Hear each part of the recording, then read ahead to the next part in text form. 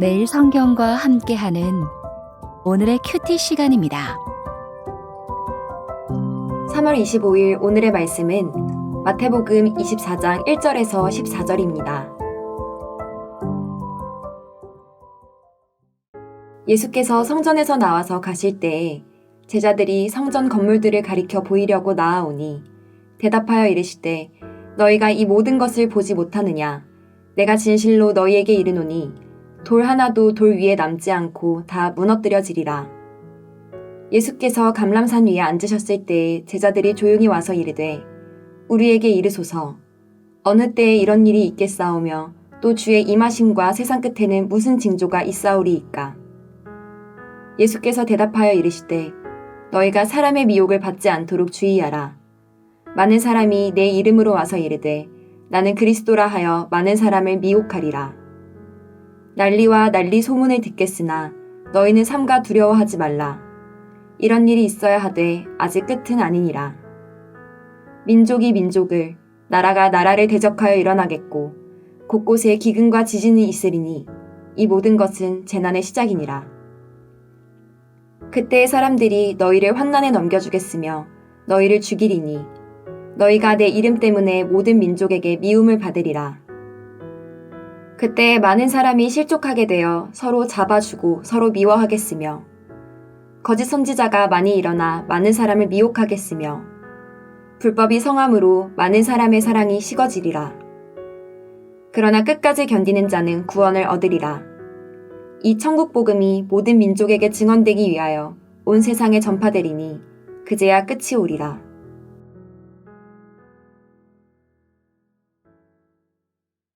(23장에서) 성전이 버려질 거라고 예언하신 예수님은 오늘 본문 1절에서 성전을 나와 떠나십니다.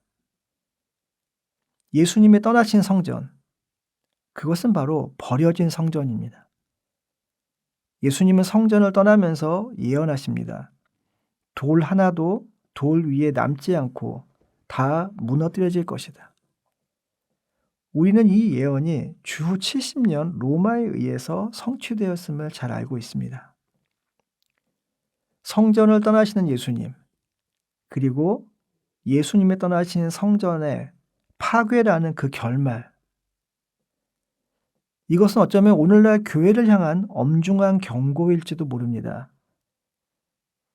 예수님이 머리 되시는 그분의 몸된 교회가 더 이상 그분의 음성에 귀 기울이지 않는다면, 그분의 말씀을 거부한다면, 예수님이 아닌 사람이 주인되고 머리가 된다면 예수님은 더 이상 그곳에 계시지 않을 것입니다. 그리고 그분이 떠나신다면 교회는 더 이상 그분의 몸일 수 없습니다. 물론 이것은 교회에만 해당되지 않습니다. 기독교 단체도, 그리고 한 개인도 예외일 수 없습니다. 성전 파괴를 예언하신 예수님이 감람산 위에 앉으시자 제자들이 조용히 와서 묻습니다. 이런 일이 언제 일어나겠습니까? 주님이 다시 오시는 때와 세상 끝날에는 어떤 징조가 있겠습니까? 예수님은 4절부터 14절에서 주님이 다시 오시기 전에 세대를 특징 짓는 상태에 관해서 말씀하십니다. 그리고 여기서 주님의 다시 오심과 종말을 기다릴 때 제자들이 공통적으로 받게 되는 고난에 대해서도 예고하십니다. 4절부터 8절에서는 전 세계를 통해 임하는 재난을 말씀하십니다. 그리고 예수님의 답은 이렇게 시작합니다. 너희가 사람의 미혹을 받지 않도록 주의하라. 많은 사건이 종말이 임한 것으로 생각하도록 제자들을 미혹할 것이기 때문입니다. 하지만 이 사건들은 현 세대의 일반적인 특징이라는 것이 예수님의 말씀입니다. 그 특징은 다음과 같습니다. 거짓 메시아가 등장해서 사람들을 미혹해 할 것입니다. 전쟁과 전쟁의 소문이 반복되겠지만 이것은 끝이 아닙니다. 이 모든 것은 재난의 시작일 뿐입니다.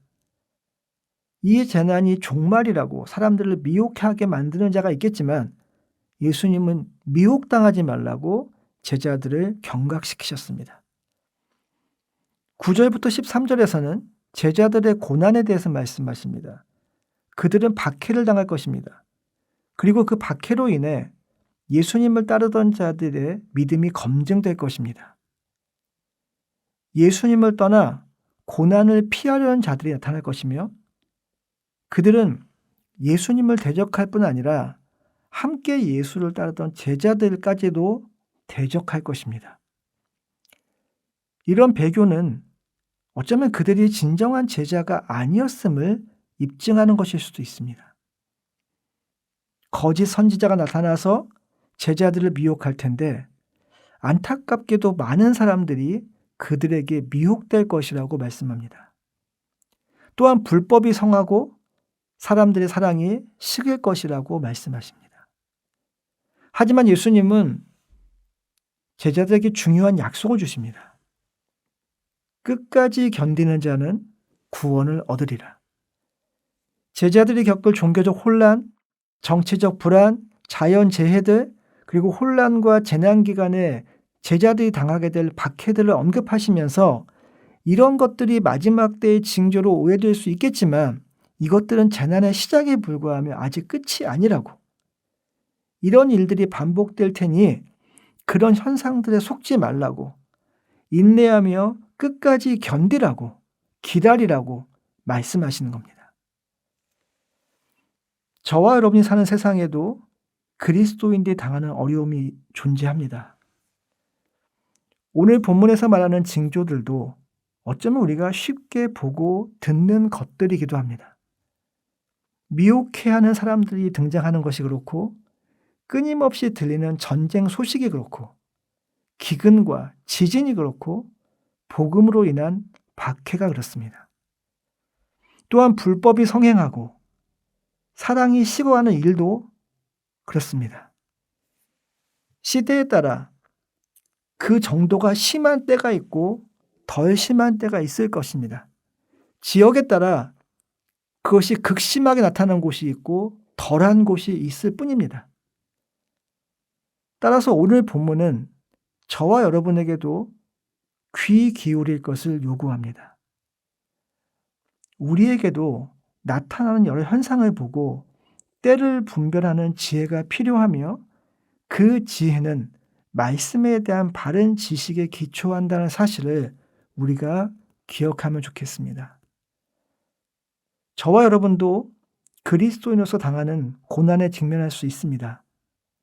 따라서 우리에게도 인내가 요구됩니다. 쉽지는 않겠지만, 결코 쉽지 않겠지만 끝까지 견딤으로써 구원을 얻는 저와 여러분이기를 바랍니다. 세상은 비록 어수선하고 위험하고 위협적이고 급박하게 돌아가지만 이러한 현실을 감내함으로써 예수님의 참 제자임이 입증되는 저와 여러분이기를 바랍니다. 기도하겠습니다. 하나님, 오늘도 저희가 사는 세상에는 전쟁의 소식이, 고통의 소식이 끊이질 않습니다. 믿음으로 반응하며 살기를 바라지만 변하기는커녕 더 악화되는 것 같은 현실은 우리를 자주 낙심케 합니다. 그래서 끝까지 견디는 자는 구원을 얻으리라는 주님의 약속을 붙잡습니다. 오늘 하루도 주님 주신 힘으로 버티고 견디게 하옵소서. 부족하고 연약하지만 우리를 떠나지 않으시는, 우리와 함께 하시는 임마누엘의 주님을 기억하게 하옵소서. 주님, 우리를 신실하게 하옵소서. 말씀으로 더욱 강하게 붙잡아 주옵소서. 예수님의 이름으로 기도하였습니다. 아멘.